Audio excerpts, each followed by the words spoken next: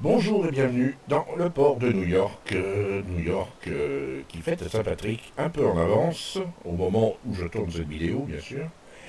Bienvenue dans le port de Celticos et bienvenue dans une vidéo consacrée à nouveau à des contre-torpilleurs, pardon, à des destroyers, c'est-à-dire le style générique du terme, puisque là on va parler d'un contre-torpilleur, le Gajah-Mada, et nous parlerons ensuite de mon petit chouchou, actuel, celui que je ne m'attendais pas du tout à ce qu'il me séduise autant. J'ai nommé l'Akatsuki, qui est en passe de prendre la place du Suzuki dans le comment dirais-je, tout au sommet des destroyers que j'aime, que j'apprécie jouer, que j'adore jouer. Mais on va commencer d'abord par le Gajah-Mada. Alors Gajah-Mada, panasiatique, destroyer panasiatique en termes génériques pour vous, c'est un panasiatique, tier 7, il a de très bons canons, et évidemment des torpilles en eau profonde. Il peut attaquer, donc il attaque toutes sortes de navires, sauf les destroyers adverses. Torpilles à 8 km, vitesse de 60 nœuds, qui est assez sympa, et comme ce sont des torpilles en eau profonde, elles sont détectées assez tard. Ça a son importance. Alors, on attaque tout de suite avec une bataille en Gajah-Mada, et ensuite on enchaînera sur la bataille, d'abord les écrans, puis sur la bataille en Akatsuki. A tout de suite. Et nous voilà à bord du Gajah-Mada. Donc je rappelle, je l'ai dit déjà dans une partie précédente, mais j'étais pas à bord, donc ce navire est un contre-torpilleur construit par les Anglais. C'est donc un contre-torpilleur anglais qui a été construit à la base pour les Pays-Bas, mais qui, in fine, a été vendu à l'Indonésie. Le Gajah-Mada étant le nom d'un grand héros mythologique, à la fois mythologique et réel, qui a vraiment existé, un grand héros d'une des guerres internes indonésiennes. Donc, il a les facultés, les capacités, et pour moi, il me rappelle beaucoup de Galante, grâce à ses canons, sa furtivité. Je rappelle quand même qu'il a une furtivité de 6 km 1, ce qui est relativement sympatoche. Il me rappelle beaucoup de Galante, il a des torpilles qui portent à 8 km, et il peut tirer à environ 10,8 km, oui, 10,8 ça a effectivement son importance. Alors là, on est parti, je vous montre. Je fais équipe avec un Okhotnik, repérez-le bien, on va en reparler de lui. Donc je fais équipe avec un Okhotnik, on se précipite sur A. Là, sur le coup, je râle un tout petit peu parce que l'Okhotnik ne me laisse pas passer devant. J'ai une meilleure furtivité que lui. Mais bon, à l'arrivée, je ne râle pas du tout parce que je m'aperçois que voilà les torpilleurs des porte-avions, parce qu'il y a quand même 2 Ryujo en face de nous. Donc, c'est aussi bien que l'Okhotnik soit le premier à être focus, hein. Donc, évidemment, l'Okhotnik va s'arrêter devant le cap, et déjà, il voit le Mahan.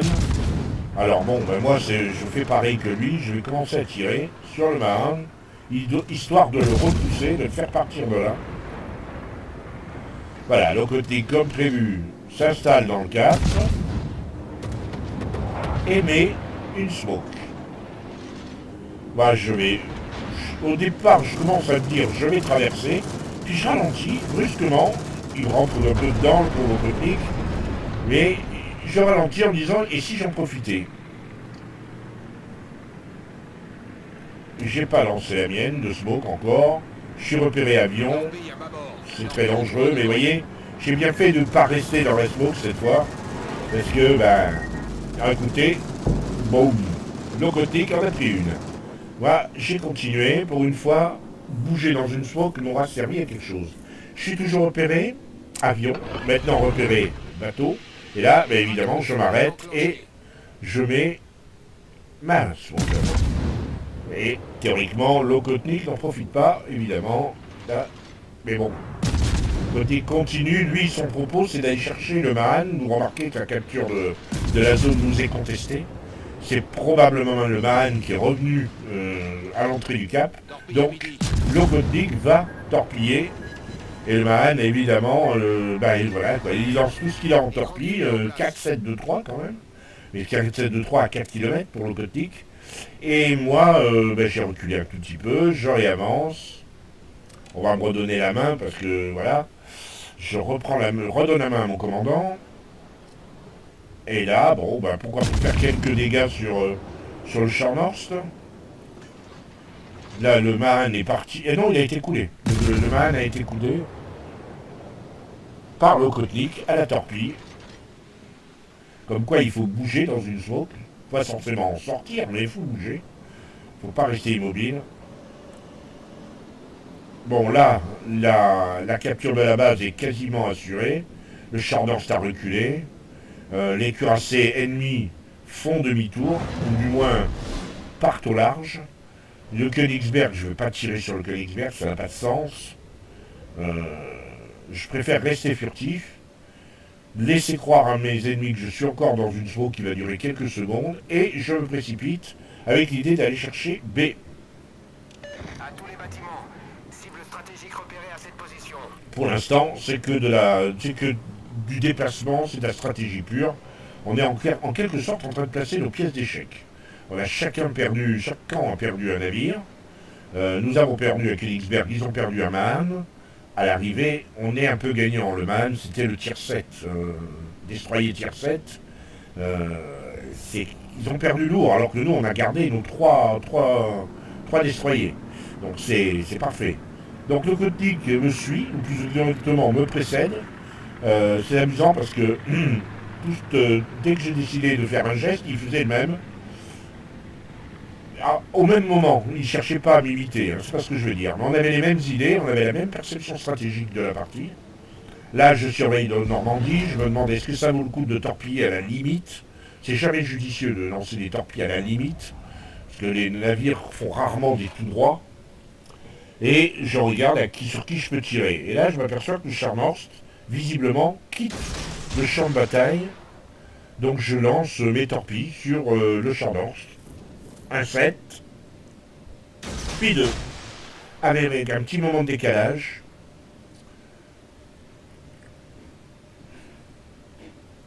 Et je m'en vais chercher le point B. Pour l'instant, j'ai fait que 1000 de dégâts, il n'y a pas de quoi s'emballer. Il n'y a pas eu de véritable fight. L'ennemi a finalement pas mal reculé. Les torpilles sont pas mal sur le Scharnhorst. Je regarde, ouais, elles sont belles. Je rends la main à mon commandant. Vous voyez, je suis inquiet parce que elles sont belles, j'ai vraiment envie de les réussir. Alors, boum, 2, 3. Ouf. Et 4. Ah, je viens de supprimer l'un des plus gros, comment dirais-je, un des plus gros dangers de l'ennemi. Incontestablement, le Scharnhorst, cuirassé de tier 7, même si c'est un croiseur de bataille et qu'il a la force d'un croiseur de bataille, ça reste quand même un sacré client qu'il vaut mieux supprimer assez rapidement. Donc l'ennemi a déjà perdu 2 navires, 2 tier 7.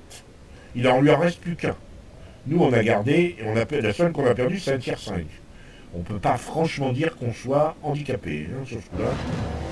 Deuxième aide à la capture, l'Okhotnik et moi, et je me dis, bon, maintenant, je vais chercher le Normandie ou le Bretagne. Et je vous donne en 1000, et l'Okhotnik a la même idée. Voilà, c'est très drôle. Mais voilà, je dis, c'est pas vrai, il va pas le faire. Eh bien oui, il fait exactement la manœuvre que je voulais faire, c'est-à-dire passer dans le dos du Bretagne pour le torpiller, puisque le Bretagne, visiblement, ne tourne pas, ne bouge pas. Il reste derrière son île. Vous voyez, là je surveille la course du Normandie et la course du Bretagne. Et le Bretagne ne bouge pas. Alors il est peut-être AFK, je ne sais pas. On va voir ça s'il réagit, mais c'est possible qu'il soit AFK. Parce qu'il ne bouge pas du tout, mais alors pas du tout. Le Normandie par contre lui part derrière son île, là-bas, tout au fond, on regarde la map. Et à un moment donné, je suis très tenté d'aller vers le nord pour protéger mon cuirassé. Parce que là, on vient de perdre un cuirassé en deux coups, là, deux cuillères à peau. On a perdu un New York et un Kongu. Parce que il y a un petit push là sur la droite. Et je me dis, non, je ne suis pas arrivé jusqu'ici pour faire, voilà quoi. Je veux dire, il faut que j'attaque. Donc le Kotnik est à quoi, 2-3 km du Normandie, du Bretagne, qui n'a toujours pas bougé. Il lance tout ce qu'il a en torpille, le Bretagne, et cuit. C'est très clair. Boum, et boum. Voilà, le Kotnik a fait son job. Maintenant, moi, je surveille le Normandie, parce que je vois qu'il revient, il vient de faire demi-tour. Le problème, c'est que j'avais oublié les porte-avions, et que forcément, il y a un porte-avions dans le coin, donc je vais être spoté forcément par les avions. Donc le Normandie, je surveille sa course, parce que c'est vrai qu'il faut le supprimer. Si je pouvais passer derrière l'île et aller chercher le porte-avions sans avoir à faire au Normandie, c'est aussi bien. Le Kotnik lui vient de prendre très cher, il lui reste 153 points de vie. Il essaie de se mettre dans sa smoke, mais boum, il se fait sortir par le Normandie. Alors là, ça change tout. On peut pas laisser le Normandie. Donc maintenant, ça va être le jeu de... c'est voulez-vous danser avec moi? Je vais jouer à ça, à la valse triste, avec les porte-avions, enfin le Ryujo. Torpille droit devant. Un pas de côté. Et là, le Normandie ne devrait pas tarder à apparaître, parce que je suis repéré, donc je vais pas... Voilà. Et le Normandie me tire dessus. Là, il faut que je fasse un choix. Pas question que je prenne une torpille. Voilà. Oups. Là, premier tir. Pas perdre son sang-froid, ne pas s'énerver, ne pas s'énerver, ne pas s'énerver. Et voilà. Maintenant, on peut... C'est un petit peu plus croisé. Là, il en prend une. Et là, il en prend trois. Frappe des vases. J'ai pris très cher, mais j'ai éliminé un Normandie. Et ça n'a pas de prix. Et là, je m'aperçois que j'ai encore un DD avec moi qui m'a suivi. Enfin, qui m'a suivi. On s'est rejoints. On a eu la même idée. Le Janway. Donc, on est deux panasiatiques à la recherche du porte-avions. Le pauvre porte-avions, il a le choix entre deux DD. Et il va choisir, évidemment, celui qui est le plus low life à ses yeux. Et c'est lui qui peut éventuellement supprimer plus vite. Heureusement, il va jouer de malheur, il va pas arriver. Du coup, moi j'ai... Alors le problème du Gajamada, c'est que ces torpilles se mettent pratiquement 2 minutes à recharger. 1 minute 47 de mémoire. Et ça, c'est extrêmement pénible. Donc là, j'attends encore, j'ai 50 secondes. Donc du coup, je me mets au canon et... Le canon est vraiment très très long. J'enlève des sacrées chouquettes. Alors là, nouveau pas de danse avec le Ryujo. Et encore une fois, ça passe au ras de la moustache. J'ai eu de la chance. De la chance, oui, j'ai eu de la chance. À nouveau les torpilles. Là, je me dis, c'est bon, là, j'en m'en prends une. Je m'en sortirai pas. Scrooge. Et hop, encore loupé. Je pense que le gars en Ryujo a dû un petit peu invoquer voilà, les divinités les plus malsaines pour m'y envoyer. Il a dû me détester quelque peu là. Hein. Et là, bon, ça va de soi. Hein. Le Janway ne court aucun risque pour les torpilles. C'est des torpilles en eau profonde. Je ne risque pas de lui en flanquer une. Et j'ai plus qu'à m'en aller avant que les secondaires du Ryujo me finissent. Et voilà. Terminé. 104 000 de dégâts. Le lion a terminé figé. Il ne reste plus qu'un Ryujo. Un Ryujo, on va le voir, qui est à l'autre bout de la map. Voilà, on le voit là. Il est en I1-2. Donc c'est même pas la peine, il reste 7 minutes. Mais surtout, on est à 960 points. Je n'aurai donc pas le plaisir de faire mon 4e kit dans cette bataille.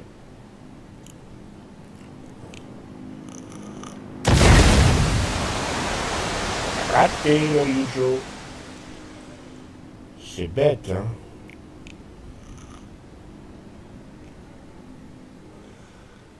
Voilà, fini. De retour au port avec le Gajamada. Donc on regarde tout de suite les écrans de bataille. 10 000 points d'XP. Plus 4622 points d'XP libre. Frappe dévaste. J'ai fait 104 000 de dégâts. C'est qui est pas mal du tout. 51 coups à la cible au canon. J'aurais pu faire beaucoup plus de coups à la cible au canon. J'ai préféré jouer furtif, comme vous l'avez vu. Au moins à plusieurs reprises, j'ai préféré jouer la furtivité plutôt que les dégâts. 9 tortues au but, 2 inondations. Pas sur les 51 coups, j'ai pas mis un seul incendie. 2 inondations, 2 citadelles, mais ça c'est sur le porte-avions, donc ça c'est logique. 2 aides à la capture, 3 navires détruits. Donc ça me met en tête assez clairement devant Lokotnik, avec qui on a fait un bout de chemin. Et il était amusant d'ailleurs. C'était amusant de voir à quel point nos réflexes étaient semblables, en termes de tactique en tout cas. 46 000 sur le Normandie qui a pris cher, qui a voulu jouer très, très furtif, qui a voulu... Et puis oui, voilà, le problème c'est qu'il a eu à affronter 2 destroyers, peut-être un 3e, parce qu'il y avait le Fuchun derrière moi, et que bon, ça l'a un petit peu perturbé. Le Scharnhorst, c'est 36 000 aussi, 2 grosses frappes sur ces 2 navires, le Ryujo bien sûr. Le man à qui, j'ai expliqué qu'il fallait pas qu'il vienne m'embêter. J'ai heurté Lokotnik, enfin c'est Lokotnik en reculant qui m'a heurté. J'ai tanké pour 333 000 de dégâts, ce qui est assez gros pour un destroyer. Je n'ai joué qu'à la HE, j'ai pas mis d'incendie, 2 inondes, mais pour 690 de dégâts seulement. 84 000 de dégâts sur 9 torpilles, ça fait un peu moins de 10 000 par torpille. J'ai parcouru 60 km, ce qui prouve que j'ai beaucoup bougé. Voilà, et j'ai gagné 204 000, et mon commandant a pris 11 000 points en termes de points de commandant. D'ailleurs, tiens, on va regarder tout de suite. Est-ce que je lui rajoute des points? Nope, je rajoute aucun point. Alors, je tiens à dire quand même que le Gajamada, au moment où j'ai fait cette bataille, le Gajamada était stock complet. Je viens d'acheter, grâce à cette victoire, je viens d'acheter la coque B, qui me donne un poil de points de structure supplémentaire. J'avais 12 000 points de structure, là je passe à 14 300. Le blindage est sensiblement le même, oui c'est ça. Tourelle pareil, l'encube lance-torpille pareil, il n'y a rien de très différent. Voilà, ça c'était pour le Gajamada. On enchaîne avec la Katsuki, à tout de suite en bataille. Et voilà, nous sommes partis où je suis top tier sur la map estuaire, capture de base, avec mon Akatsuki, le torpilleur japonais de tier 7. Alors bon, c'est un navire que j'ai plus trop pris ces derniers temps, j'ai un petit peu d'appréhension, demandant comment je vais m'en sortir, parce que je suis pas forcément à l'aise quand je reprends mes destroyers japonais après une longue période où je n'y ai pas touché. Et c'est vrai que bon, il y avait d'autres priorités comme les croiseurs tier 9 pour moi des priorités, les cuirassés français, et puis la découverte d'autres navires tout aussi intéressants. Donc là, mon propos, c'est d'aller faire du spot. Donc je suis le Fubuki. Alors, il donne un tout petit peu le mal de mer, ma façon de gérer ma souris. Moi. Donc je vais suivre le Fubuki, mais dans un premier temps, mon idée, c'est de suivre vraiment de façon perpendiculaire pour aller vers la colonne 1 ou 2. Et de manière à ouvrir un arc et puis je regarde ce que fait le Fubuki. Et puis je m'aperçois qu'il va plutôt vers le centre, ce qui n'est pas forcément très safe. Alors apparemment il est focus sur l'Algérie, mais il y a un lion, Gerta, Dergerta, sur son lion, qui nous dit attention, il y a un DD, et effectivement il a l'œil, puisqu'il voit le Farragut, Donc moi, voilà, je lance un torpille là où il devrait aller, et ensuite, j'anticipe un virage sur la droite, violent. Je me suis dit, il va esquiver les torpilles du Fubuki, il va aller longer la montagne. Ah, je fais un beau fail.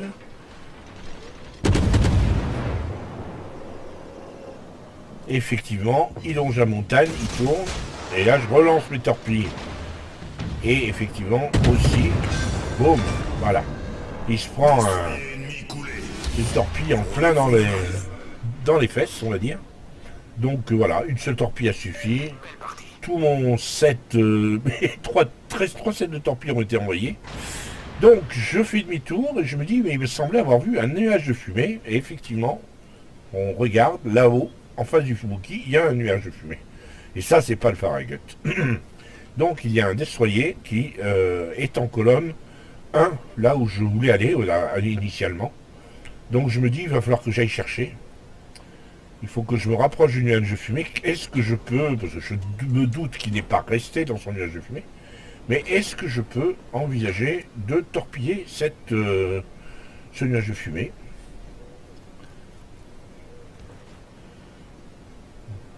Suspense. Bon, il n'y a plus personne.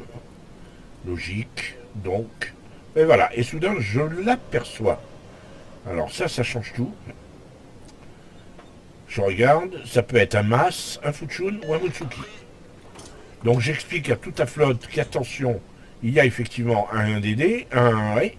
Le membre du clan Kerta me dit j'ai bien compris, et il vient me soutenir. Là j'envoie une salve de torpilles un petit peu à l'aveugle, en me disant s'il est un peu hésitant, on va peut-être sur un malentendu réussir à le sortir. Et vu comment il tire, ben c'est un Fuchun. Torpille en eau profonde, j'ai pas grand chose à craindre.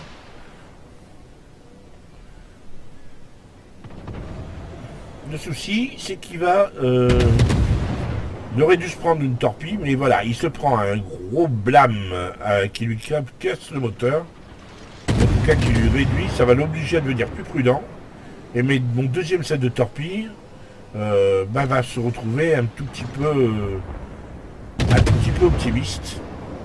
Là, je lui remets l'incendie qu'il a éteint. Je lui casse quelque chose, probablement le moteur, parce que je sais qu'il va s'arrêter. Et forcément, voilà, on voit la fumée et les flammes qui sortent de sa cheminée. Forcément, moteur arrêté. Mon deuxième set de torpilles est en train de partir droit dans les abysses. Je fais demi-tour. Il faut aller le chercher. On ne peut pas le laisser comme ça. D'autant qu'il continue stoïquement à tirer sur le lion, en lui faisant pas trop mal, il faut le reconnaître. Dans ces cas-là, moi j'ai tendance un petit peu à y aller un petit peu droit devant moi. Enfin là, j'ai à peu près vu où il se situait, et je me dis que ça pourrait être un truc sympa. Là, j'envoie 2 sets de torpilles, un tout petit peu décalé, en me disant... peut-être quelque chose à faire, mais il s'avère que, ben non, il sort de son nuage. Donc mes sets de torpilles sont encore ratés.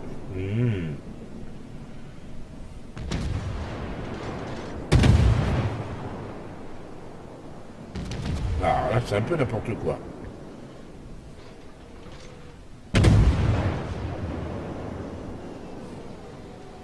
Je cherche à l'obliger à tourner.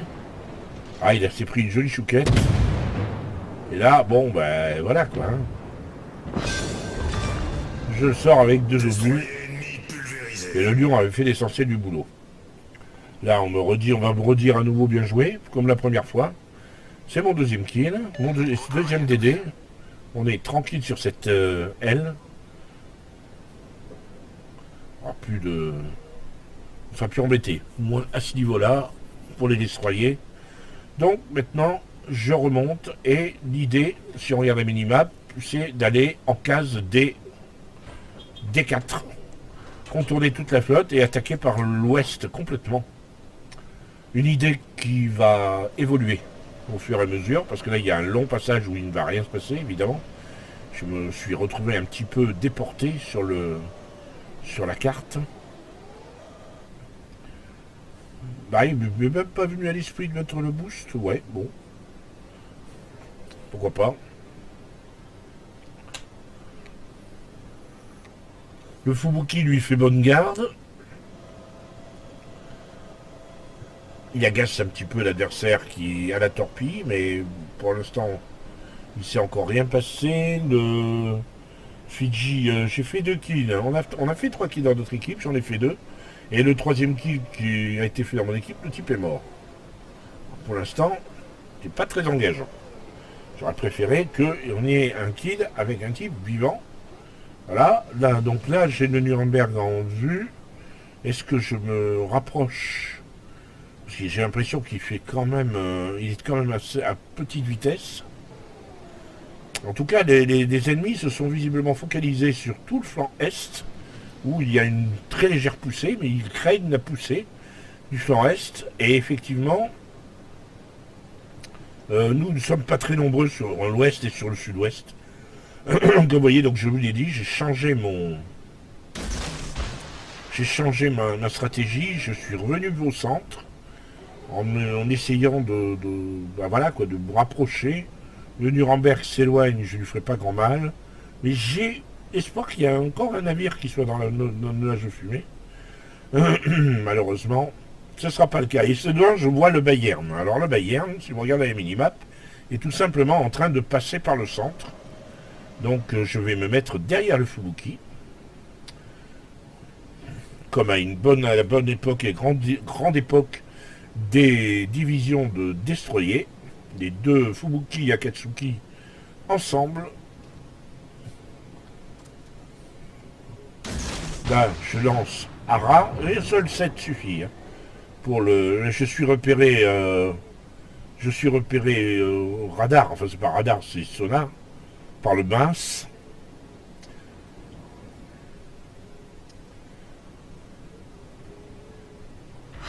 Voilà, boum. Destroyer ennemi pulvérisé. Le mince est mort. C'est mon 3e kill. Et maintenant, le Bayern. Alors, le Bayern, je regarde ce que fait le Fubuki avant de lancer mes torpilles de manière impétueuse. Et j'essaye de les envoyer en me disant le Bayern a ralenti, il va réaccélérer.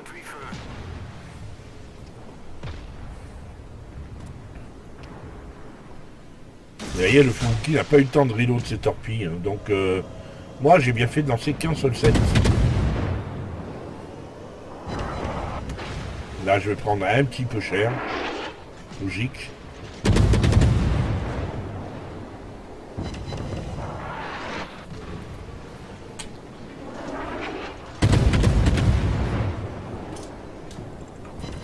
Voilà, une torpille au but. Torpille à midi. Ah, ça y est, le Fubuki se décide. Et je ne suis pas décidé du tout. Voilà, je le coule à l'inondation. Pas du tout décidé à lui laisser mon kill. Le Fubuki est gentil, mais... Donc, 4e kill. Allez, comme on dit, Road to Kraken. Donc il y a l'Akatsuki qui est là. Qui me paraît une cible potentielle. Je me dis, bon, il y a tous les coups, les torpilles ont été lancés. Maintenant que l'Akatsuki s'est éloigné, et voilà, les torpilles ont été lancées. 7 larges. Parfait. L'Akatsuki a un avantage, c'est qu'il a d'assez bons canons, je trouve. En tout cas, plutôt précis. Pas extraordinaire, mais plutôt précis. J'ai fait que 38 000 de dégâts, c'est pas énorme. Hein.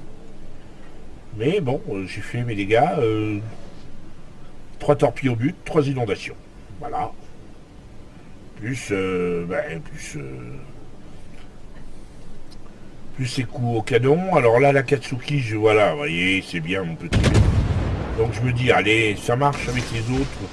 Pourquoi ça marcherait pas avec moi? Je lance mes torpilles dans la smoke. Et là, je fais un léger demi-tour. Vous voyez, j'essaye de vraiment de prendre toute la smoke sur toute la largeur avec mon set de torpes en me disant c'est pas possible, je vais pas, il va pas les éviter. Et pour faire bonne mesure, je pars vers la base ennemie.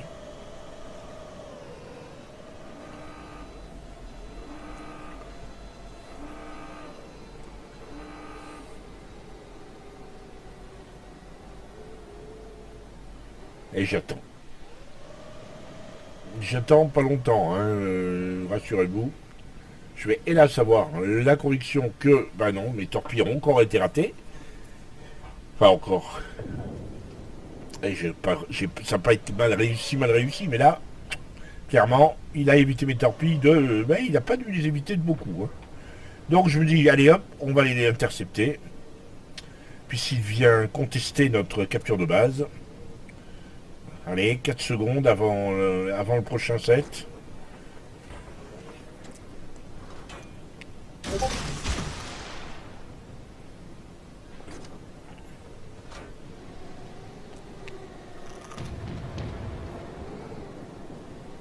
Mais malheureusement,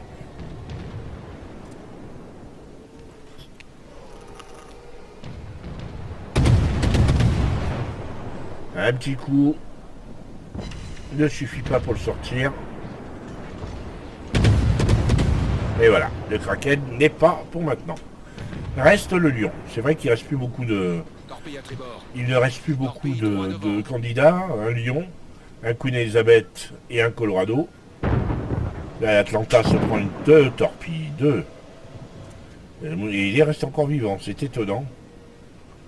Donc là, le Lion, ça rapproche. Et je me dis, l'Atlanta, il faut pas qu'il vienne comme ça. Il va m'intercepter ma route de torpille. Je veux mon Kraken. Il va pas m'empêcher de faire mon Kraken, quand même.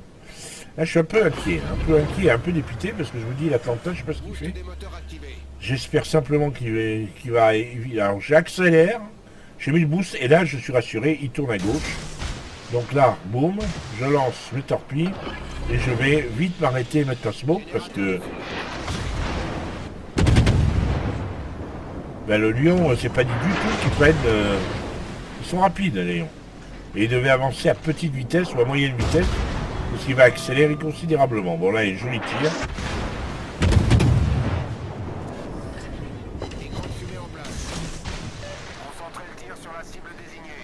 Là, je l'oblige à tourner, donc je me dis, il faut absolument maintenant qu'il jette dans mes torpilles, mais comment il va faire comment va-t-il faire?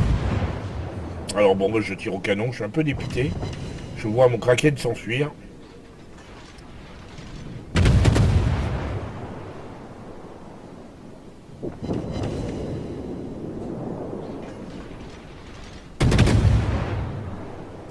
Ah, il y a heureusement un incendie en route, voilà, je tiens le soutien. Et cool. Voilà, ouf, j'ai mon Kraken. Maintenant, le reste, le monde entier peut s'effondrer. Je suis content avec ce nouveau Kraken. C'est très rare que je fasse un Kraken, alors en destroyer japonais, franchement. Fubuki, ça m'est même pas arrivé en Fubuki. Tir à l'aveugle du Queen Elizabeth pour m'interdire le cap. Pour essayer de nous décaper, mais bon, il est totalement isolé. Il est le dernier survivant, le Fubuki va le chercher. Et moi, j'ai 37 secondes pour capturer la base. Et vous pensez bien que je ne vais pas prendre de moindre risque. 24 secondes. Donc, je suis plutôt content de mon petit Akatsuki. C'est vrai que il est... Franchement, j'aimais beaucoup le Fubuki, mais l'Akatsuki m'a vraiment séduit à travers plusieurs batailles. Et celle-ci est l'une des batailles les plus sympas que j'ai fait avec lui.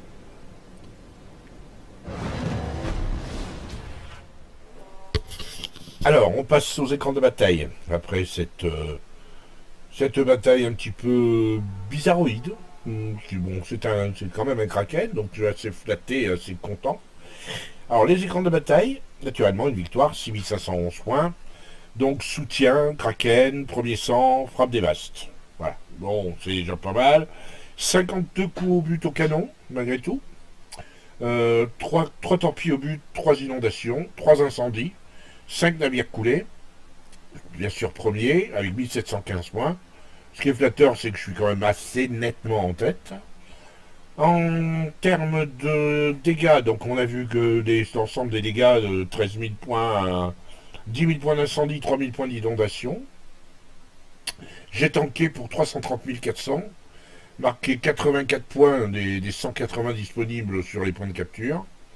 Distance parcourue 75 km, là j'ai quand même pas mal bougé.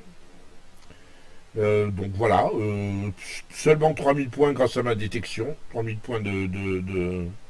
Et pour finir, bien mon commandant a ramassé 11 000 points. 11 000 points de bonus. Alors c'est une bataille plutôt sympathique. C'est assez... Oui, je suis assez surpris, agréablement surpris. Je ne fais pas toujours d'aussi belles batailles avec mon Akatsuki.